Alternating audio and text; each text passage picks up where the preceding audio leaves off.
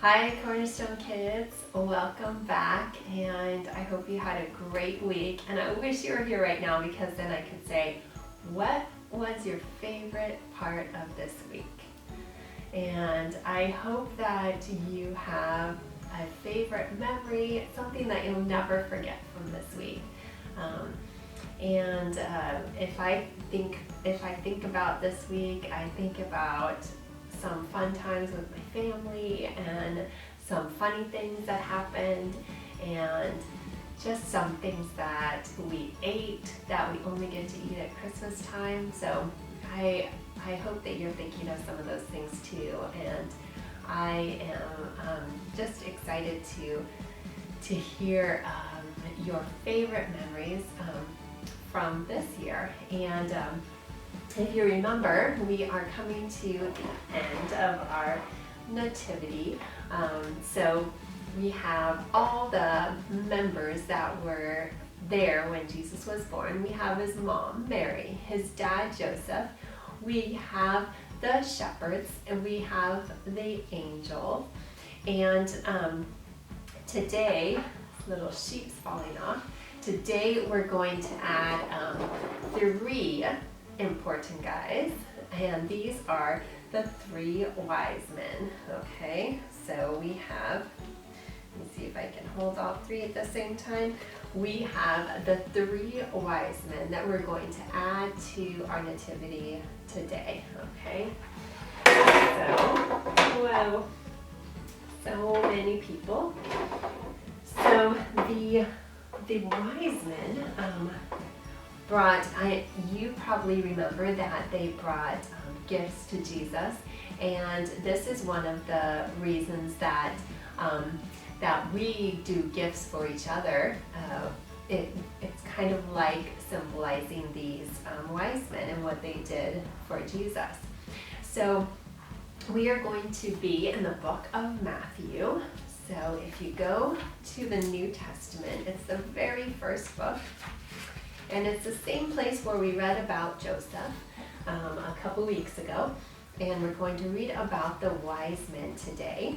Now, we are in chapter 2, the big 2, and we're going to start with verse 1, the little one. Okay? So it says, Jesus was born in Bethlehem in Judea. This happened while Herod was king of Judea. After Jesus' birth, wise men from the east came to Jerusalem.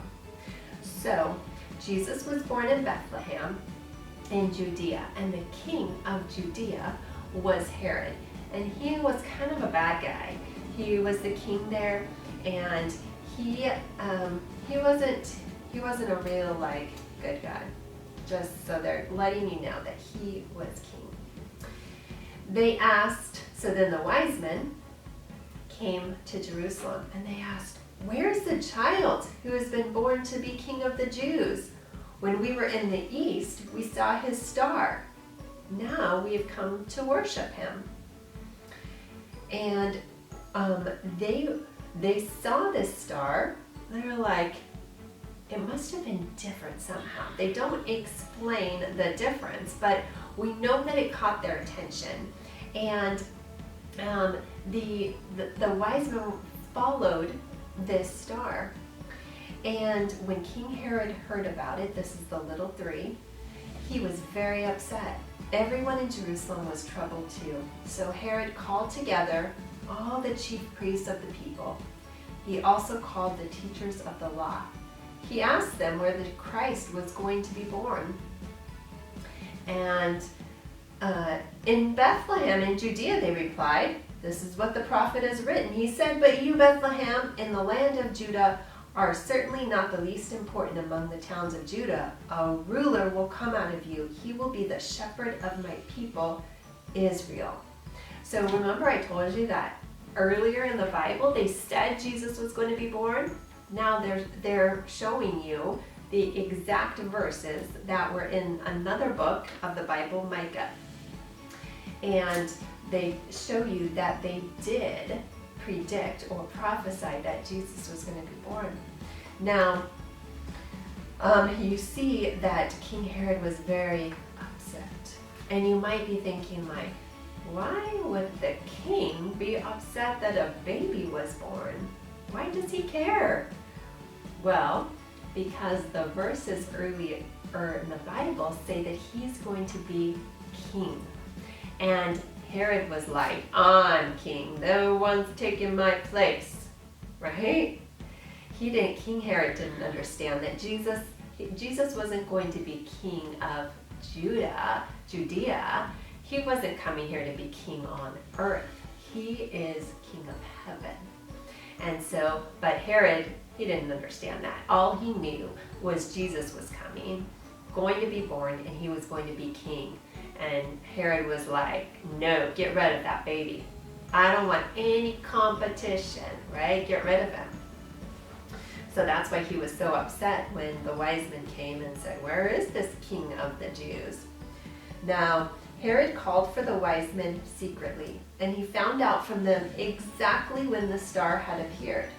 And he sent them to Bethlehem. He said, go, make a careful search for the child. As soon as you find him, bring me a report. Then I can worship him too. Do you think King Herod wanted to go worship Jesus? No, he wanted to find Jesus and get rid of him as fast as he could, so there would be no competition to be king. Okay, we're in verse 9, okay? Little 9. After the wise men had listened to the king, they went on their way. The star they had seen when they were in the east went ahead of them. It finally stopped over the place where the child was, and when they saw the star, they were filled with joy. They were like, we found what we've been looking for. We found Jesus. And the wise men went to the house. There they saw the child with his mother, Mary. They bowed down and worshipped him. Then they opened their treasures. They gave him gold, incense, and myrrh. But God warned them in a dream not to go back to Herod. So they returned to their country on a different road. So that's why you always see, when you see wise men in the nativity, you always see them carrying a gift of some sort. You see they have like little gold jars or boxes because they brought gifts to Jesus. Gold, frankincense, and myrrh. And they found Jesus because of the star. They followed the star. And the last verse is important too. God warned them in a dream not to go back to Herod. So you remember, Herod said, tell me where Jesus is. I'm going to go worship him. And they were like, okay, we will. But then after they found Jesus, they had a dream that warned them not to tell Herod. So they didn't. So they went back. It says they went back home on a different road. And now I have a little video for you to watch of this story that we've been studying for 4 weeks, and we're celebrating this month. And I hope you enjoy the video. The story of Christmas, Jesus and the wise men. This is Jesus. Booyah! Jesus is the Son of God who would grow up to do amazing things. His parents on earth were Mary and Joseph. Hello. Jesus was born in a barn because there was no room for him anywhere else in Bethlehem. Bethlehem was part of Judea, an area that was ruled by a king named Herod. King Herod was in Jerusalem when some wise men from eastern lands arrived in Jerusalem asking, Excuse me. "Where is the newborn king of the Jews? We saw his star as it rose and we have come to worship him." When Herod heard that there was another king born in Judea, he was very upset, as was everyone else in Jerusalem. Yeah. Not you. So Herod called all the important priests and Jews together and asked them where this king was supposed to be born. The Jews knew that their king would eventually come, and it was always told to them that the king of the Jews, the savior of the world, would be born in Bethlehem. So they told that to King Herod. Then King Herod thought of a way to trick the wise men. So he called a private meeting with them and learned from them when the King of the Jews' star first appeared. Oh, good. And then King Herod told the wise men, "Go to Bethlehem and search carefully for the child, and when you find him, come back and tell me, so that I can go and worship him too." Okay. Hey, on your way. But secretly, Herod wanted to know where the King of the Jews was so he could get rid of him. So the wise men went on their way, and the star they had seen in the east guided them to Bethlehem. It went ahead of them and stopped over the place where Jesus was, and the wise men were filled with joy. Woo-hoo! They went into the house and saw Mary and Jesus, Hello. Oh, look. Wow. and they bowed down and worshiped Jesus. Wait. They gave him special gifts fit for the king that he was: gold, frankincense, and myrrh. Then God warned them in a dream to not go home through Jerusalem, where King Herod was, but God told them to go home a different way. So they did. And then an angel appeared to Joseph in a dream and said, "Get up." The angel told Joseph to go to Egypt with Mary and Jesus because Herod was looking to kill Jesus. That very night, Joseph left for Egypt with Jesus and Mary. They stayed in Egypt until Herod was gone, and it was safe for them to go home to Israel. When they returned, an angel warned them about the new ruler of Judea, who was Herod's son. This way. So Joseph and his family went to the region of Galilee and found their new home in the town of Nazareth, Look good? Yep. We'll take it. where Jesus would grow up and eventually do all the amazing things God had planned for him to do.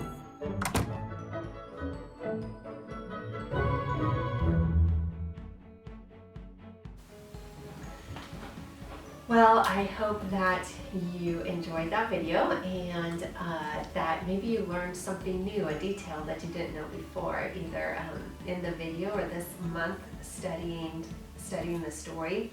Now, if you would like to read the story from start to finish, which is kind of nice to do, you can look in Matthew 1 and 2. Okay, we've read a couple parts of that together this month.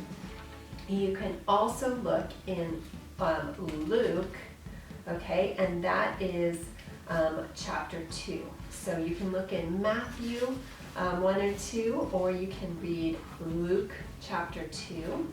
It tells the whole story from start to finish of Jesus being born, and it'll tell you a little bit about Mary, Joseph, the shepherds, the angels, the wise men, and you can have all those parts together. So I hope that you do that this week for yourself. And I want to pray before we do today's craft. So fold your hands so there's nothing in them. Close your eyes so no one distracts you. Jesus, we thank you for this week and this day to celebrate you and your birth. Thank you for the examples of the wise men and the shepherds. Thank you for Mary and Joseph, that we can just copy some of the things that they did in their life. And I just pray that you would help us to please you like they pleased you. And I pray for these kids that you would just give them a week where they think of you and they don't forget you, and they pray to you. And I just pray that you would even help some of them to read this story this week in your word. Thank you that you love us no matter what. Amen. Now, instead of a craft for yourself this week, I was thinking that the wise men kind of reminded me because of the presents that they brought to Jesus. And I know that you probably received some presents this week also. And so I wanted us to make a card to give to someone as a way to say thank you. And of course, you can do this card however you want, but let me give you an idea. If you I just took a piece of white paper, and if you take a white crayon and write a message on the white paper, so you can hardly see it, okay? But write a message, and I wrote thank you on mine, and you can do the same because I really want you to give this to someone this week that made your Christmas special. It might be your parents. They probably did a lot to make this week extra special for you. Maybe presents, maybe food, maybe you went somewhere special, any of those things. So I want you to write, if you write thank you with a white crayon, and then you can take watercolors, okay, and you can go over the top of the crayon, and the crayon will stand out. So you can see, even though I painted right over the word thank you, it pops out. So you can use a crayon to do that, and then watercolors on top. That's just an idea for your thank you card. The other thing that I wanted to show you is a little trick for a pop-up card. So if you take a piece of paper, really you can use any size. I'm going to cut this down a little bit. So if you take a piece of paper and you fold it in half, okay, you can make a pop-up card by making 2 slits in your paper. You can see where I did them right there. Okay. And then when you open it up, push this little piece, this cut piece out, so it's sort of like a step on a staircase. Fold it up. Okay, so you can see the way it is, like sideways like that, and it makes a little step. Now, if you glue it